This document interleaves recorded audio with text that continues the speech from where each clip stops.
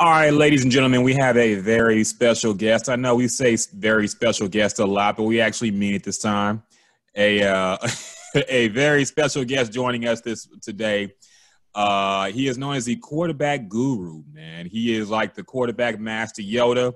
He's worked with them all, man, all the greats in the game right now. Dwayne Haskins, Josh Dobbs, many, many more. And, of course, the man who is near and dear to our hearts in Houston, in Deshaun Watson himself. The quarterback guru, the hottest name in the game right now, Quincy Avery, joins the podcast today.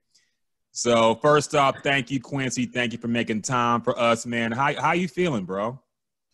I'm blessed. I'm actually in Houston right now, just, getting going. Life is good. Okay. We've been doing kind of a welfare check on people, man, checking how they've been during this whole quarantine. And I know we're kind of past the quarantine now, but the whole pandemic. So how have you been managing during that time, man? Has that affected you in terms of how you can work with people, and has that affected your work at all, being able the whole quarantine period throughout those few months? Yeah, it affected me largely and wholly. In fact, the Wednesday that they basically started putting us on quarantine, I was in LA. I had a camp, and we had like 75 kids registered. I had like 15 college kids out there, and then at the drop of a hat, camp was canceled. Had to refund 75 kids. Oh wow! $1,000 per kid. Ooh. Had to refund all my sponsors, and had to buy like emergency plane tickets. So in like 24 hours, I lost like $100,000 like that day. Damn. So it's been interesting. Then I'm quarantined at home with a 3-year-old, and then I really couldn't train for a while. So it was just like slowly but surely getting adjusted, getting back to normal. But okay, bounce back. Life is good. I can't complain. Alive and happy. Word. Yes, sir. Yes, sir. Yes, sir. So are you able to take kids in now? Has that kind of relaxed to where you can start working with people again and back training? Not as in like as big of settings as we might have done before, but we're back training. So we're getting rolling on that end, and now I get the opportunity to work with my NFL guys again. So okay, really helping those guys out to achieve kind of the things that they're trying to do, and then I got a group of guys who are getting ready to come to Atlanta to start working on their pre-draft process. So it's picking back up. And it was difficult. The college season getting canceled, but it also was giving me an opportunity to work with guys for the draft a little bit longer. So, picking up in other areas that we might have left off in others. Okay. So how because that's kind of confusing to me too. I don't know how the draft is going to look this year, with a lot of games being canceled, and I know we're going to have some college football this year. But how do you plan? Let's say you're working with somebody and you thought they were going to have a big year, but now you find out they're not going to really play. Like how are you managing that and making them look as good as possible on tape, or how are you kind of changing your normal training with somebody to count for the fact that they might not have a whole lot of game tape out from this year? Yeah, so it's really interesting. The thing that I'm going to try and do is be more calculated in terms of what video and what information I put out there to the public, and what things we can get across, whether it's like some 7-on-7s or 7-on-7s, like basically for people who don't know, it's football without offensive and defensive linemen, but all the other skill positions. So allowing those guys to throw and go through reads so people can see them doing the things that they need to do at an NFL level. So I'm really trying to figure it out now, what it looks like. What do I need to do in order to enable these guys to go as early as possible in the draft, increase their value, and increase their stock? So it's something I'm working through currently. I'm going to figure it out. I think that's kind of what allows me to be successful, is I'm usually pretty good at navigating difficult situations. All right, makes sense. Makes a lot of sense. So let's go back in time, man. I want to know how this all started. So how did you become, first off, walk us through a little bit of your history, man. Let us know how you became known as a quarterback guru, how this path for you started, how you got started in sports, period. Like, where did this start for you personally, man? I'm the son of a football coach, so I really have grown up around the game my whole entire life. It's really all I've ever known, all that I've seen, and really the thing that I was always the most interested in was the game of football and playing quarterback. I played quarterback throughout high school. When I first got to college, I was playing quarterback, switched to receiver, and then immediately after college, I went out to UCLA, and they allowed me to volunteer at UCLA. So I did that. When I say volunteer, it wasn't really like volunteer. They just weren't going to pay me, but I was really working for the program. So I did that for 2 years. Then I transitioned from the traditional coaching into the private quarterback space. Just been really fortunate to not only come across really talented guys, but really help the guys that I was coming across be more successful than they may have been without me. Okay, makes sense. And I do credit you, man, in large part for this black quarterback revolution we got going on, man, because I see you've worked with some of the biggest names in the game right now. And, you know, I think as we all have grown up, we didn't see, you know, me personally, man, I didn't grow up seeing a whole lot of black quarterbacks, man. There was a few here and there. But now, like, personally, it's a point of pride seeing, you know, so many, and especially ones that are still doubted to this day, like Lamar Jackson, seeing them ball out like they've been doing, man, especially having a great one in Houston right now. It means a lot, man. So I kind of want to ask you about that too, because it's a perception that we still see to this day. So what do you think? Do you think the mindset of a black quarterback has changed? Because we all know the stereotypes. We all know the buzzwords used for black quarterbacks versus white ones. And it seems to be changing, but we still see some of the coded language being used. So do you think that now it's changed a lot in terms of, you know, people looking at a black quarterback as the face of the franchise and somebody they take high in a draft, or is it still some hurdles to cross as far as the stereotypes that black quarterbacks have to face? What was interesting is you said that they would take high in the draft, and no, I don't. I don't think that. I think that they're graded a little bit differently at that very top tier, right? Like at the very top tier, it's a little bit different. Like, yeah, he's going to be the face of the franchise, X, Y, Z, but they're in a space where they're allowed to be that, right? If you are a phenomenal talent, amazingly gifted, and have the ability to be one of those top tier NFL guys, they're okay with you. But the thing that has to change is we need to see more guys who are allowed to be average and black, right? That's the thing. That's the dynamic that needs to change in terms of the black quarterback space.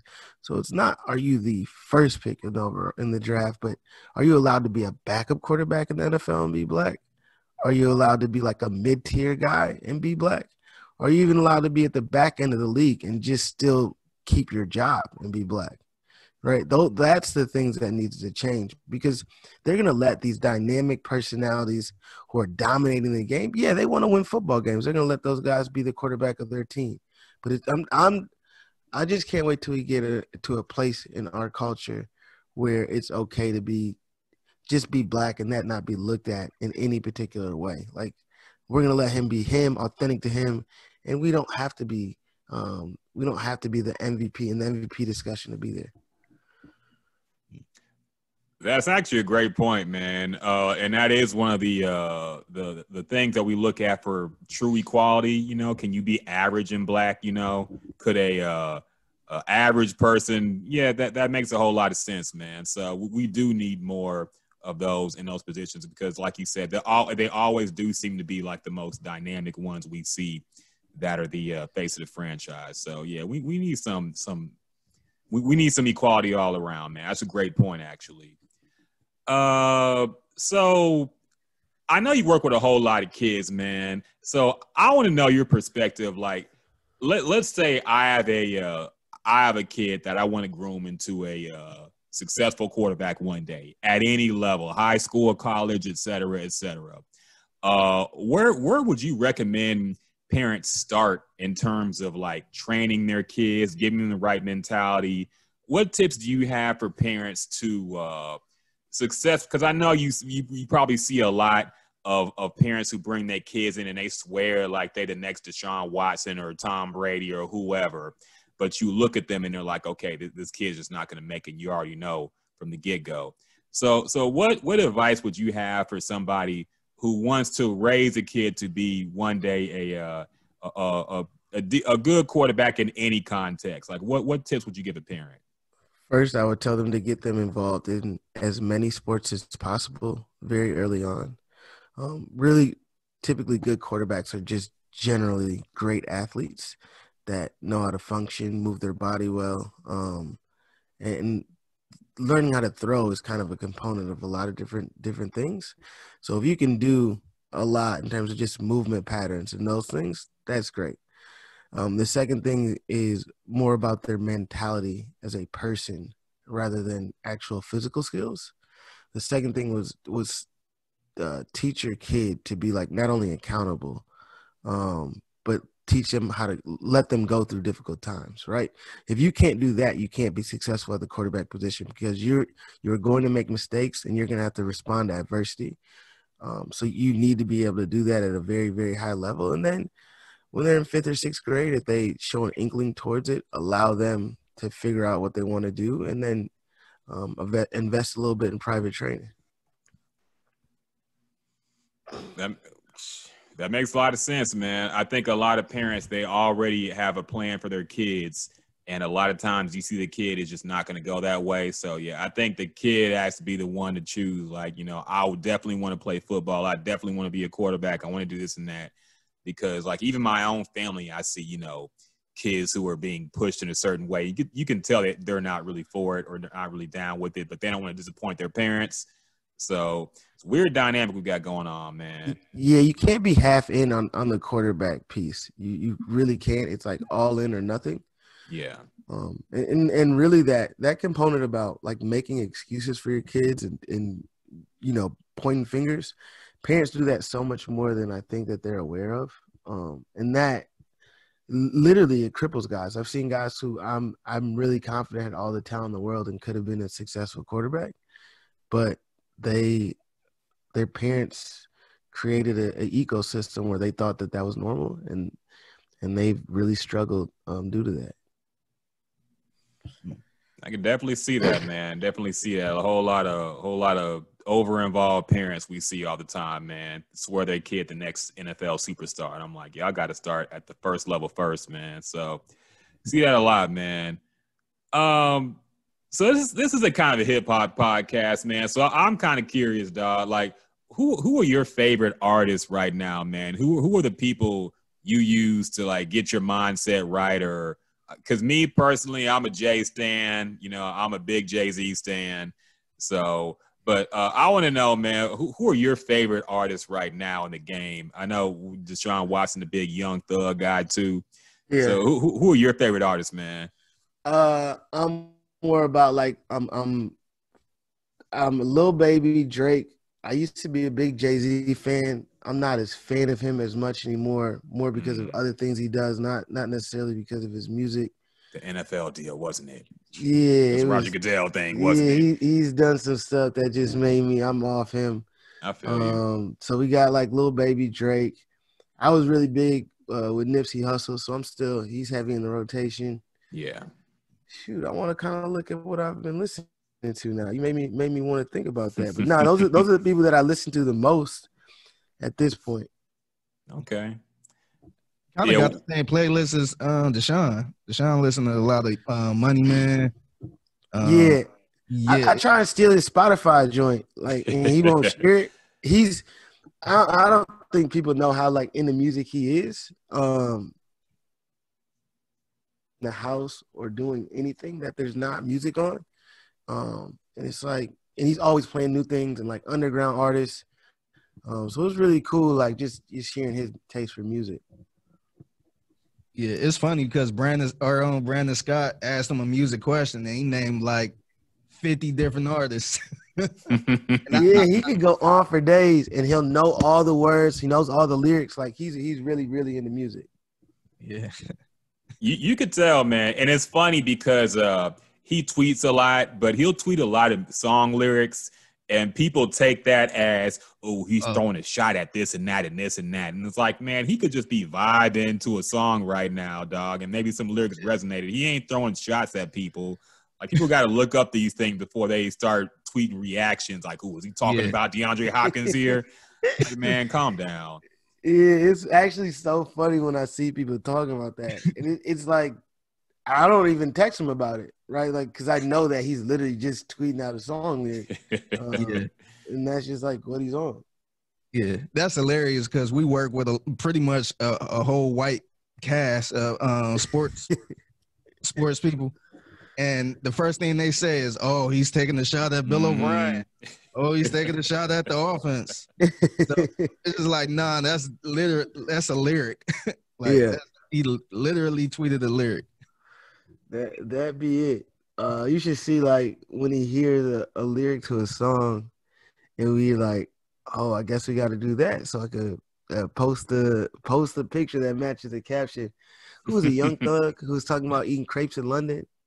When we went to London, he's like, yo, I got to go to a crepe stand so I can get a picture, you know what I'm saying? So I can use the caption. So it's funny to see. How did you meet Deshaun Watson? How did you start working with him? I met Deshaun when he was in 11th grade. So it's been a long time. You know what I'm saying? Like, been working together for a minute. And just interesting to see how the relationship grows. Of course, he's helped me in terms of developing and growing into the space that I'm in, and really been one of the main reasons that I've been allowed to be as successful as I am. But it's like we did it together. Like, at the same time, like, he was going on this upward trajectory, I was doing it in the same way. I mean, different spaces, but at the same kind of way. So it's just been fun to do it together. So how'd you feel, man? Because I know we were all very, very hyped up. I know Deshaun was emotional, too. It was a great moment to see him talking to his family when he got the contract extension. So what was going through your head? What were your thoughts, man? Did you reach out to him after that happened? What was the communication like when he got that great contract extension that he got recently? It was weird because I knew about it before he knew. Okay. So I knew, like, you know. So but I didn't call. Like, I didn't want to call him because I didn't want to, like, ruin the surprise of that's one of the biggest moments, like, in your life. So I didn't call him, and then he called me when he found out. But I had already gone to sleep, and I didn't know if he was gonna know that night or he was gonna know the next morning. But we talked for a good bit the next morning, and knowing that it was coming, like, we've known it was coming for a long time, been negotiating. So it's weird when you're, like, expecting something for that long and then it finally happens. It's like, oh, well, you know, kind of expecting it. And it's not in my bank account, so I don't, feel it in the same way. But you're so happy just to see somebody achieve their life. That really wasn't a lifelong goal. The goal was to be able to take care of his family, win Super Bowls, and MVP. So one of the things is checked off, but I know that there's a lot more work to be done. So happy, but at the same time knowing, like, all right, that's done, but we got things to accomplish, so let's keep working. Yeah, this one for some reason hit different because, a couple months ago Pat Mahomes got the $500,000 deal, and it was cool, but for some reason, I guess because I relate more to Deshaun than the Pat Mahomes. Pat Mahomes, his dad was a former player, but for some reason, I felt Deshaun, especially during that press conference when he got real emotional. Some reason I felt like he one of us. He was like the one guy that actually made it. Yeah, it's Deshaun is so ingrained in, like, Black sports culture. I think Deshaun really has a special place in that because people see that it's so authentic that that's really, like, kind of what he does, and then the life that he lives is really, really true to that. And he's done a great job being able to cross over and do a multitude of things in terms of from the corporate side to whatever. But you know in your hearts of hearts, like, he's really from this. Like, this is really how he lives. Like, he relates to us as Black people in a different way than I think Pat does. And not no knock on Pat. I love Pat. Super cool dude. But I think it's just different in that way. Like, you see him and you feel like, you know what I'm saying? He'd be cool at your house if y'all was kicking it, watching TV. Y'all could vibe out, and everybody feels that way about him. No, I agree wholeheartedly, man. Like it does feel like, and like you said, no disrespect to Pat Mahomes, but you know he's already had so much early success and all that he kind of seems like on a whole nother superstar level.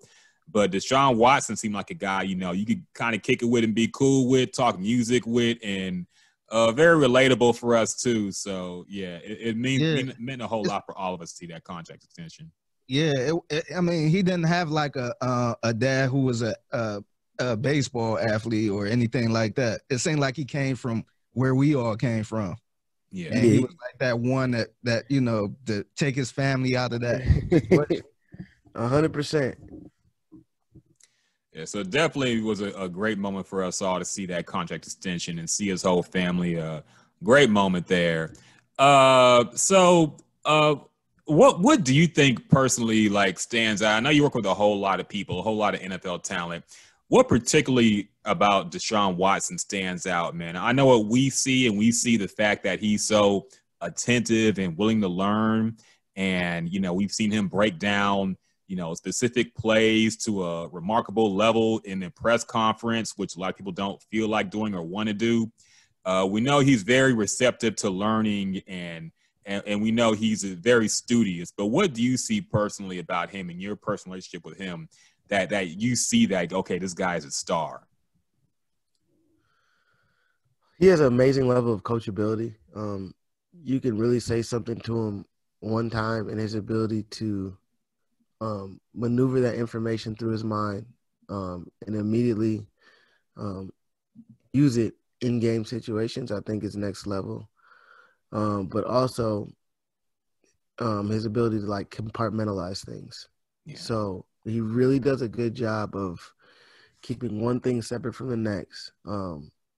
Doesn't experience a ton of highs and lows, and that even keeled demeanor allows him not only to be a great leader, but to be consistent throughout games. And I actually watched him play Thursday night, and that was one of the best games that I feel like I've seen him play. Just in terms of just super even keel, doing the right thing, not trying to do too much, but just doing his job over and over. And I think that I've seen him become such a better quarterback because he's not trying to do too much. Like, he's compartmentalizing. Like, it's a huge game. Everybody's putting it off as him versus Patrick Mahomes, but he didn't try and do too much. He just took the completions, and those games will turn into wins soon, I'm sure. But it's cool to see that maturation. I was actually going to ask you about that next because, you know, I try not to play armchair quarterback because I know nothing about playing that position at a high level. So when you see the hot takes on Twitter and whatnot, I'm like, okay, y'all don't know what it's like actually being there. Y'all didn't see what he sees. So I know a mind like yours, you will be able to break down to a greater level and see, okay, this is what he did right, and this is what we should work on. So I wanted to know your take on that. What did you think about the first game the Texans played against the Chiefs Thursday night? And like you said, he did a good performance. What did you see there that you liked, and what did you see that you thought, okay, we should work on these things, if anything? Yeah, I mean, I could talk about the things that I liked really, really well. Like, I saw how quickly he was making decisions. It was just like he was playing chess. Like, he really did a good job of understanding what they were doing, seeing the pressures, getting the ball out of his hands. Like, that's what you got to – like, people can't continue to blitz you when you do that well of a job. Just get the ball out of your hands, get it to your playmakers. And it's different to see, you know, him play like that and not take a bunch of hits, right? He was just literally doing all the things that we talked about doing this offseason, and he went out there on Thursday night and did those things. So that's what I saw, just a 30,000-foot view in terms of the things that I really liked. All right, that's a very, very encouraging, and like you said, I'm sure that'll turn into win soon. You know, not every team's gonna be the Chiefs. The Chiefs are just fucking super. They're super good, man. So, I mean, it is what it is. We'll take that, but we will see much better performances soon from the entire team. I'm confident of that too. So, shoot, anything else, man? Figgy, you got any other questions, bro? Yeah. I want to stay on that game real quick. So, obviously in the beginning, the Texans stayed in the locker room for the anthem, and the Chiefs stayed on the field, and one person kneeled. How did you feel about? I mean, towards the end, they locked arms in unity.